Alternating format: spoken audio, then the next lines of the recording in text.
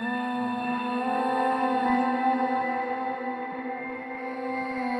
guys, it's Danny. Alrighty, today we're gonna make another Q&A session, but I will not be answering a whole lot of questions today. I started as usual, but I found that there were a few questions which I believe required a few more explanations. So I took my time in answering, and the video would be way too long. So I'll do another Q&A later this week or at the beginning of next week with the other questions. Today, on the other hand, I'm gonna focus on some questions that require a longer answer, or at least I feel good with myself giving a longer answer rather than just saying it's this or that, and most probably be wrong about it. So anyway, with that said, let us start. A viewer is asking if I would try orchid mist sprays because they heard they're amazing but quite pricey. I have been trying to answer this question for the past 20 minutes and I don't know where to start because there's a very complicated discussion here. So I'll start with just bluntly answering your question. Orchid mists are some of the very few orchid products that I don't want to put on my orchids. And I'll explain why. So personally, I don't think that I will try the product or accept trying the product because it poses major risks when it comes to health for my orchids and my environment. You might have heard about the very popular diseases called stem rot and crown rot. Those are very serious ailments for orchids, and they're usually caused by water standing and pooling in the crowns and in the leaf joints and not evaporating in time, accumulating bacteria which in return start to attack the cuticle and the leaf of the orchid, and hey presto, they enter the orchid and wreak havoc. I will not say anything about what orchids do in nature about it because I've talked about it a lot of times. We're talking about two very different worlds, two very different styles of growing.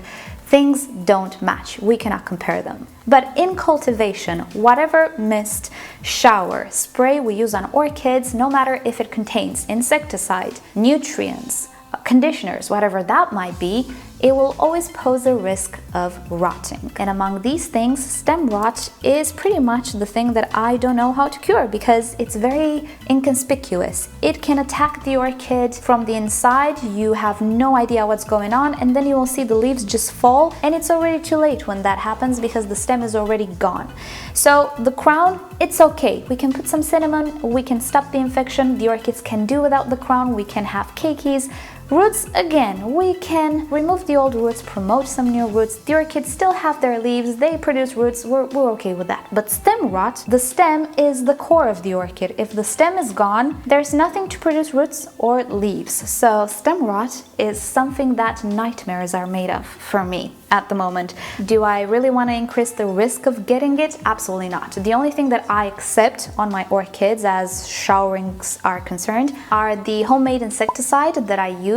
So I'm trying to do the treatments when it's very warm outside. I'm doing the treatments on my terrace where it's very windy, so I make sure that the water evaporates and so on and so forth. So I do take some measures with that. And second, very rare showers, and only in the summertime when the orchids are just full of dust and respiration and photosynthesis are impaired. Those are the only two instances in which I accept water on the leaves of my orchids. Adding to that some foliar feeding, no. You know how statistics works. The more you do something, the more chances you have of a certain outcome to happen. So that is my major concern, the rotting situation, which in my environment and conditions is very prone to happen, and particularly in this season. Second, how do we actually proper foliar feed just so we don't waste fertilizer? We know at this point that photosynthesis can be different depending on the orchid. Some orchids are what we call, or what scientists call, cam plants or cam orchids. They open their stomatas during nighttime, absorb CO2 in the nighttime, photosynthesize in the daytime. And then we have the C3, which photosynthesize in the daytime as well, but they open their stomatas and absorb CO2 during daytime as well. So proper feeding should be done when stomatas are open. And for some orchids, that's in the nighttime. And needless to say, that can be problematic. Also, the epidermis is capable of absorbing nutrients as well. But wait, there are orchids with very thick cuticles which do not let water escape through transpiration, such as the cattleyas and other orchids which usually come from very arid or dry or very hot environments. there is an issue with those orchids. They might not be able to absorb nutrients all that great through their epidermis. So the stomatas are still the ones we are interested in. And as it just so happens, those types of orchids are usually the cam orchids, which open their stomatas during nighttime. So do we miss them during night? What about some rotting? What about our sleep? And so on and so forth. So that is my thing with foliar spraying. Before I end the subject, I did see an article at some point from a nursery in Asia which used quite an inventive way of foliar feeding orchids, the cam orchids actually. They would spray the fertilizer during daytime, it would dry on the leaves, and when fertilizer or nutrients are dry on the leaves, they cannot actually be absorbed. They need to be liquid. So they would do this in the daytime, the leaves would dry, and this was in a very hot climate. And then in the nighttime, they would subject the orchids to very dense fog, which would liquefy the nutrients on the leaves yet again, thus making them available for the plant. Being in the nighttime, the stomatas were open, being that everything was very foggy, loss of water was minimal, and absorption of nutrients maximized. So that's the perfect way in which I see foliar feeding being viable. Other than that, you know, I've seen people dunking orchids in the bucket, hoping they would absorb something. I personally don't think they absorb anything. Then you see the orchid mists, which are expensive for whatever reason. Again, I don't think they're worth the money because I don't even know if the orchid is absorbing anything. And of course, the root absorption so far hasn't failed. So I personally take root nutrient absorption over risk of rotting and risk of just throwing money out the window, to be fully honest. And personally, I don't want to try these mists, especially now because the risk of rot is very big right now in my climate. If I ever try them, it will be in the summertime. However, I'm not keen on just throwing some money on orchid mists, to be fully honest. Christina is asking, what potting mix should she use for some Cattleya seedlings? Should she use some sphagnum moss on top or not? She doesn't know which is best, all sphagnum moss or mixed or what the case might be. All right, so this is yet another one of those questions that I'm not sure where to start from. Potting media. First of all, its main purpose is to deliver water and nutrients and to keep the orchid in place. Pretty much give it a place to stay in our home. Is it here to provide something natural for the plant? No, not really. There's nothing natural about dead bark or dead sphagnum moss because it will degrade at some point. We only need to think of it as a way of delivering water. Its capacity to hold water, to deliver water, how it interacts with nutrients, and so on and so forth. Other than that, we're not really interested in medium for any other type of reason, pretty much. So what do we know about seedlings generally, even Cattleyas? They like a little bit more moisture because they don't have older structures.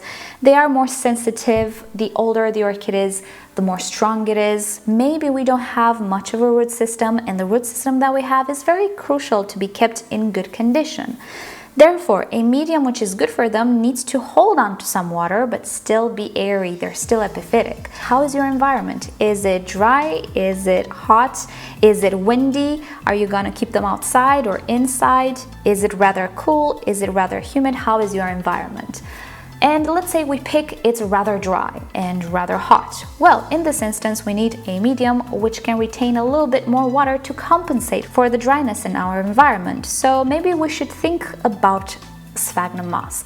Maybe as it is, maybe as a mixture to maintain it airy, who knows. But just because our environment is prone to be dry and hot, it would be better to opt for something more water retentive. Then if our environment is rather cool, rather humid, it's not very ventilated, maybe we don't have a lot of fans, then if we have that type of environment, maybe something water retentive is really not in our best interest. So we need something less water retentive, such as bark. So giving an answer of you should use this with this orchid is absolutely wrong in my opinion. It's the easy way out, it's the lazy way out in my opinion.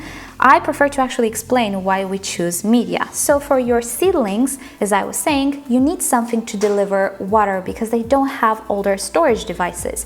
But at the same time, it needs to work with your environment. So think about your environment, where you're going to keep them. How is it there? Is it humid? Is it cold? Is it very hot? Is it dry? Is the air moving at all times or not? Make a list of all of these attributes your growing space has. And when I say growing space or environment, I mean the actual room, not your climate necessarily, because the room is where the orchid will be. Climate can affect it, but there are ways to stop climbing affecting the environment, right? So that's the first thing you need to think about. Put them on a list, see how it is. It sounds complicated, yes, but it's actually very, very easy if you just put them on the list so you have them in front of you. You're dealing with this, you need this, you can achieve it with this. End of story. That's how potting medium is chosen. There is no such thing as good potting medium for that. There are just general guidelines. And yes, with seedlings, generally, a finer mix is preferred because it retains more water. In my environment, it works because it's rather temperate right now, and in the summer it will be rather tropical. But in a cooler environment, will this still work? Maybe not. There are always exceptions to the rules. That's why you have all sorts of mixtures and brands and companies on the market to cater for every little instance. The issue is finding what instance you are in. So yeah, I know there are some people who are a little frustrated that I don't usually give straight answers, but I cannot lie to you. If I say, yes, use only sphagnum moss, I could potentially kill your orchids. I'd rather point out things you should think about, because in the end, the best decision is still made by you. You are the one who knows your environment and your lifestyle and capabilities and orchids better. Better than anybody on the internet, better than any expert of the American Orchid Society, really. All you need is just a little bit of guidance, I believe. Alrighty, so let's get to the next question. Next question refers to the catasetum orchids, but I shall generalize it a little bit more. Legna is asking, weren't catasetums supposed to be dormant by autumn or winter? Maybe different catasetums have different schedules. Partially they do. There are some catasetums with totally different schedules. More importantly than that is the growing environment in which these orchids grow. And I shall give you the example of the Phalaenopsis, which we talked about a few months ago.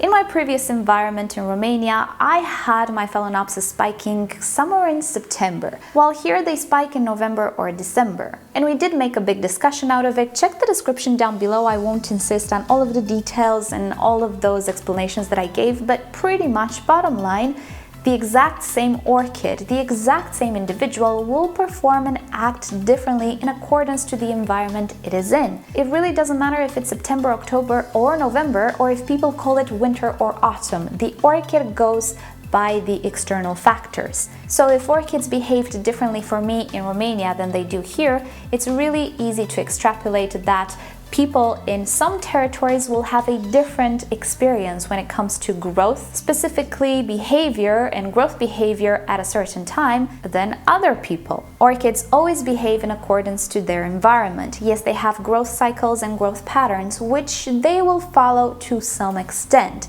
Let's think about the Dendrobium Nobile, which again I did a video on. Check it down below in the description. I was telling you that for so many years they were pretty much clockwork in my previous environment. This year they're absolutely confused whether it's spring or winter or whatever the season is here, because this climate is very, very different. Also back in Romania in February for Valentine's Day, I remember they were all in full bloom. Not going to happen this year. They're just budding at the moment, so I think I will have them in bloom somewhere in March to April in this climate. And this is because they extended their growth period. Their summer was long, therefore they grew vegetatively more than normal, but also they have been delayed due to the fact that the growths needed to mature, and in some cases they actually have matured this month. And they're the very same orchids I had in my previous environment. The Akatsuki is the oldest, one of the oldest orchids that I have, almost 6 years old in my collection, behaving totally different here. So yes, we can talk about this orchid grows and does this and then goes into the dormancy, takes a break, and then it starts new growth. That is pretty much the general outlook on the growth cycle of this particular orchid.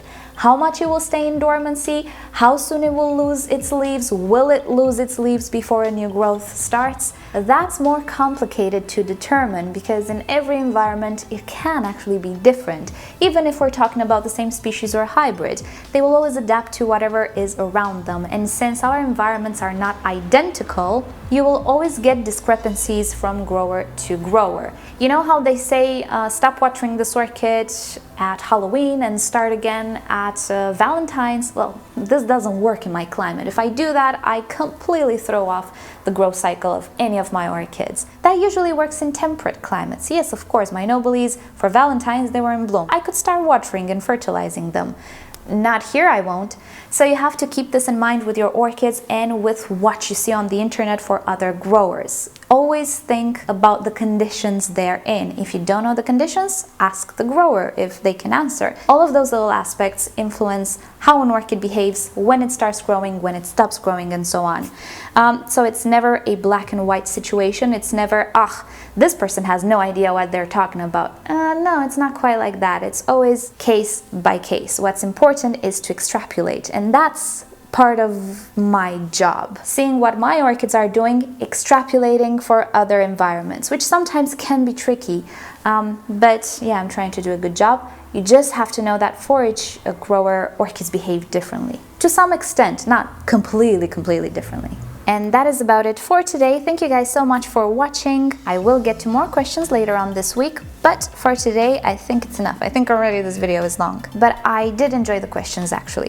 Alrighty, so you know the drill. Like or dislike this video below. Subscribe to my channel for regular orchid videos, tutorials, Q&As, and other fun orchid subjects. And if you like YouTube to notify you whenever I upload a new video, just turn on notifications for my channel. Also, if you're interested in the setup that I use and the products and all of that, again, expand the description. I list everything there. And with that said, I'll see you guys next time. Bye!